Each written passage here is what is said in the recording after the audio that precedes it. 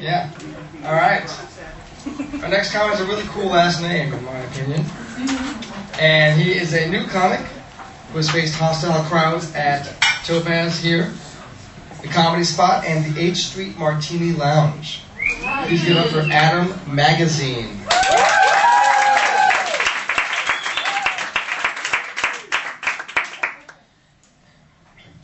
You know what one of the great things about living in D.C. is? Other than the fact that parking is so free and convenient, is that occasionally you run into people who are high government officials. And if there are any here tonight, I hope that I offend you. The media, the talk radio, the Sunday talk shows, they're all talking about how the Bush administration's given a big bounce from all the good news recently. Good news like Karl Rove isn't going to be indicted. I guess it's okay. It's not a bad thing that he's not going to be indicted. But being told that the president's most important advisor isn't going to be indicted is like when somebody tells you that your blind date isn't a leper. You kind of figured that was taken for granted. It's not really a good recommendation. But at least we know that there'll be one person left in the White House to turn off the lights when the rest of them get taken out. The other good news was the killing of Zarqawi. That's and you can clap, even if you're liberal, you can clap the killing of the terrorist. Yeah, and ever since then, have you noticed there's no problems in Iraq anymore? So I was, so that went right. And I know that everything is going okay because Bush said it when he went to Baghdad on his super secret mission. Although I kind of figured that if everything was okay, then it wouldn't need to be so super secret. He doesn't, if he goes to Toronto, it isn't like a big, ooh, don't tell anybody.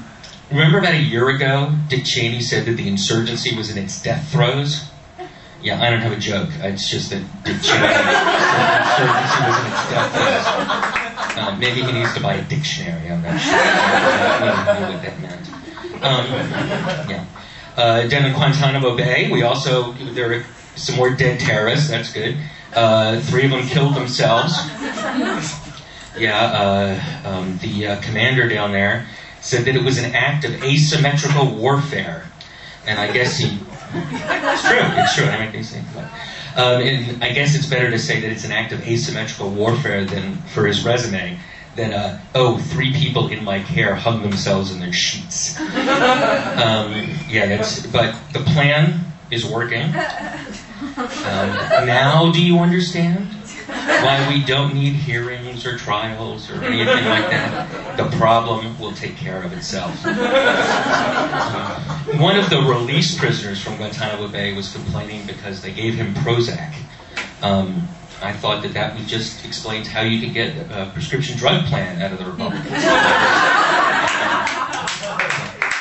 So I'm thinking it's a tropical island, wouldn't have to work and get the drugs, so that's good. I don't know, it's just a thought. In Afghanistan, everything is going great too. Their economy is really booming because opium production is up, several times, which is good for me because I'm considering becoming a heroin addict.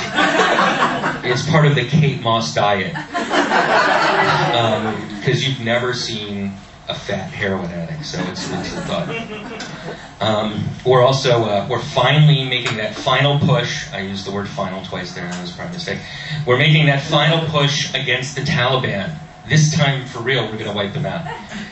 It's too bad we didn't, have this, 5 years ago when we said we took care of it. I don't know. I know we're the United States of America, and what we do is invade countries for no real good reason. Ask the Cubans twice, the Mexicans like 4 times, and the Dominicans. We do that, and that's okay. That's what we do. But can we do one war at a time? Finish one, then move on to the other. It's so much neater that way, and then we only have to learn a bunch of funny foreign names, and we can forget the rest. Let's clean up Iraq before we invade Iran or Sweden. Or, I think Bermuda has been causing us trouble. So let's take care of that. The Republicans have also, I have a lot of anti-Republican jokes, you might guess, and they've really been focusing on the things that are really threats to the American way of life.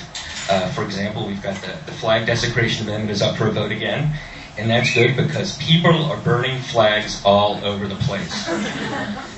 I guess it's the high gas prices leading to the need to burn them for heat and fuel. But there's one thing that I wish the government would do that they haven't done. There's a problem that I wish they would deal with, and the problem is what I call the vaginopoly. It's the worldwide conspiracy to deny me poontang.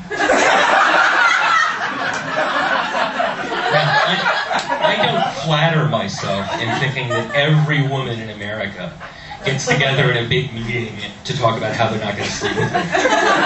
I figure there's like an ad hoc executive committee, and then there are some, secret websites, maybe a listserv. They may be getting their own cable channel. I'm not really sure. So just to say, okay, let's figure out how much sex we're going to get out of them. And the clever part about the vaginopoly is that it's not about no sex. No, they want to keep me ready for more. Because it's to their advantage to have me still in the game and not, going gay or becoming like a poster boy for masturbation. Because they want, like, for example, they like the fact that I buy women things. Drinks, dinner, flowers, cars, real estate, stocks, bonds, I'm just a sucker. It's like my penis is this caged animal.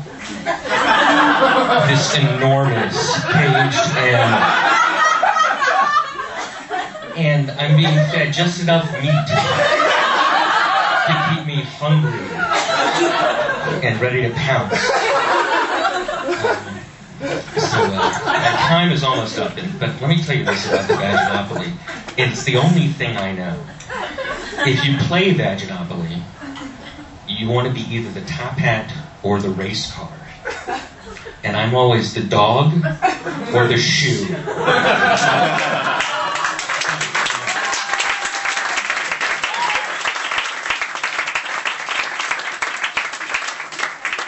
Yeah, give me go for Adam Magazine. Check more about him.